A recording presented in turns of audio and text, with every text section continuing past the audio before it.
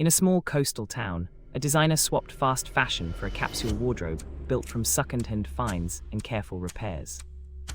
She tracked her impact, cutting clothing waste and saving money, while teaching neighbors to mend buttons, patch elbows, and upcycle fabrics. A family hosted a weekly repair circle and a clothing swap to extend garments before recycling. Tips: mend one item a month, choose versatile pieces, donate thoughtfully, and set up a repair box in the laundry. These small shifts fit busy lives, replacing impulse buys with mindful care and neighborly exchange.